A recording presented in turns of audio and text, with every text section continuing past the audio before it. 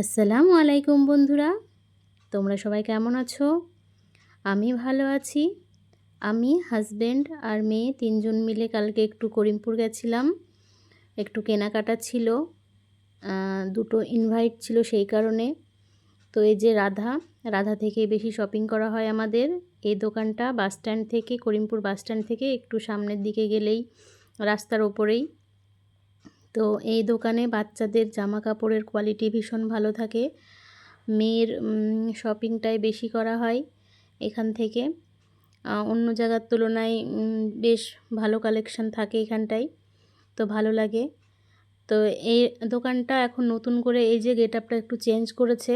এই যে এটা আগে ছিল না, তো এইখানটায় শাড়ি আর লেহেঙ্গার কালেকশান রেখেছে। তো লেহেঙ্গাগুলো দেখে ভীষণ ভালো লাগছিল, মনে হচ্ছিলো আরেকবার বিয়ে করে নিই, তাহলে আবার নতুন করে লেহেঙ্গা পরা হবে। তো এই যে শাড়ির কাউন্টারে চলে এসেছি। তো শাড়ি নেব দুটো, একটা বিয়ের অনুষ্ঠান ছিল আর একটা স্বাদের অনুষ্ঠান। তো শাড়ির বেশি কালেকশান দেখিনি, কারণ বেশি শাড়ি দেখলে আমি আবার কনফিউশন হয়ে যাই কোনটা নেব কোনটা নেব। তো অল্পের মধ্যে দেখেছিলাম, তো শাড়িগুলো বেশ ভালো ছিল, একই রকম ডিজাইন ছিল আর কালার অপশান ছিল। তো এগুলোর মধ্যে নেইনি, যে দুটো নিয়েছি সে দুটোর ভিডিও করা হয়নি। তো এই যে এই দুটো শাড়ি নিয়েছিলাম।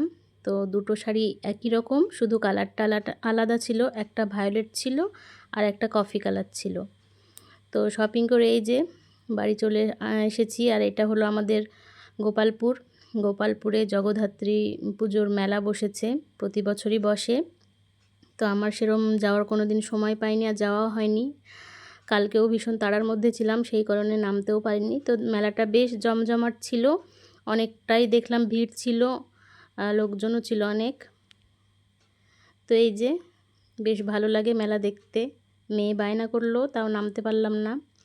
তো সবাই ভালো থাকবেন, সুস্থ থাকবেন।